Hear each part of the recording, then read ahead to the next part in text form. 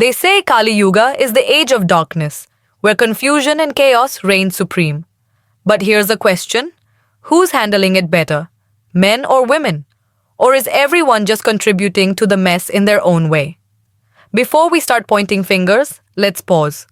What if the signs of Kali Yuga are not about blaming others, but about holding up a mirror to the world we live in today? A world that reflects our shared struggles. One of the clearest signs of Kali Yuga, as mentioned in our scriptures, is the distortion of truth.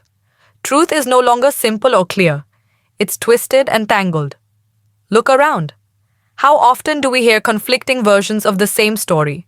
Whether it's on the news, in everyday conversations, or even within our families. False information spreads like wildfire, leaving us unsure of what to believe. Men might say, people don't want to face the facts anymore.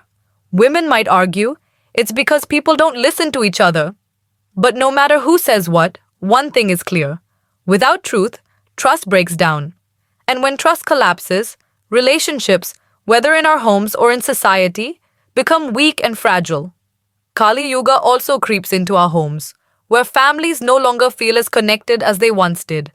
Shared meals, laughter, and conversations have been replaced by silent dinners and endless distractions. Men might claim, it's because women are too focused on their jobs now. Women might fire back, and who's helping with the housework? Everyone is busy, but we're always the ones left holding it all together.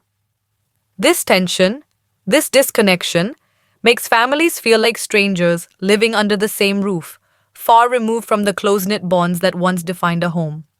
Our scriptures also teach us that in Kali Yuga, respect for elders will fade. There was a time when grandparents and parents were the pillars of wisdom in every family, but today, they are often dismissed as outdated or irrelevant. Think about it. How often do fathers grumble, "Kids these days don't listen to us anymore," while mothers quietly insist, if you spoke kindly, they might actually hear you. When we disregard the wisdom of elders, we cut ourselves off from the roots that keep us grounded, leaving our families and society adrift. As we step outside, the greed of Kali Yuga is all around us. People chase power, wealth, and status, creating stark divides in society. Men feel the relentless pressure to succeed, to provide, and to meet society's expectations of what makes a man worthy. Meanwhile, women face a different kind of judgment, impossible standards of beauty, multitasking, and having it all. Who has it harder?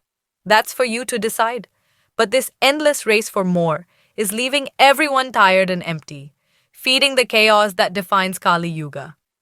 Even nature reflects the imbalance of this age. Floods, droughts, and wildfires are no longer rare. They're reminders of how far we've strayed from harmony with the earth. Women, often the nurturers, feel this deeply as they worry about their children's futures. Men, particularly farmers, watch helplessly as their fields dry up and their livelihoods vanish. These problems don't affect just one group. They affect us all. If we stopped blaming each other and started working together, perhaps we could find solutions.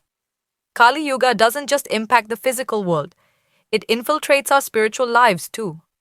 Spirituality, once a source of peace and connection, is now diluted. Women might say, men don't even understand devotion, they just perform rituals for show. Men might argue, at least we're consistent. You women make everything about emotions. Beneath this playful banter lies a serious truth. Spirituality in Kali Yuga often focuses more on appearances than real connection. True devotion still exists, but we must dig deeper to find it amidst the distractions. And then, there's love. An emotion that has become fleeting and conditional in this age. Men might say, women expect too much these days. Women might counter, men don't know how to express their feelings. But in all this debate, we forget that love isn't about what we receive. It's about what we give. True love is selfless and enduring, not because it's easy, but because it asks us to grow. So, who loves better, men or women? That's not for me to decide. Maybe it's time we stopped debating and simply started loving better. Leadership too struggles in Kali Yuga. Leaders, who are meant to guide with honesty and wisdom, often fall into the traps of greed and power. Women might say, if more women led, the world would be kinder. Men might argue, kindness is good, but strength is what's needed. Perhaps both are right. True leadership isn't about whether it's a man or a woman. It's about values, about leading with integrity, compassion, and courage. Division is another hallmark of Kali Yuga. Small disagreements grow into major conflicts, creating divisions everywhere, between families, communities, and nations. Men might say, women are too emotional, that's why they argue so much. Women might laugh and reply, and men always think they're right, that's why no one agrees with them. But let's face it, division only makes us weaker. It's not about who's more emotional or more logical. It's about whether we can come together despite our differences. Finally, the most personal sign of Kali Yuga is the restlessness within ourselves. Men feel the constant pressure to earn, to succeed, and to chase goals that always seem just out of reach. Women juggle the demands of work, family, and self-care, often feeling like they're never doing enough.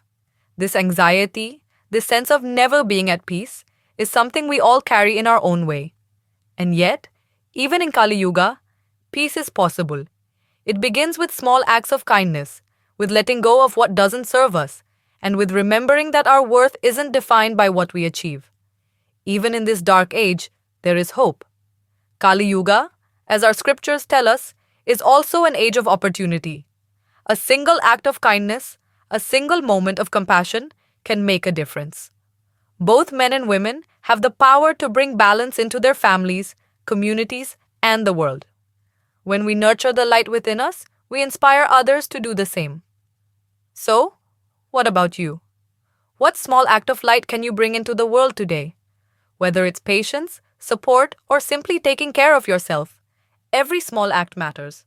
Kali Yuga may be an age of shadows, but even the smallest flame can light up the darkest night. So tell me, who's going to shine brighter, men or women? Or maybe, just maybe, we'll shine together.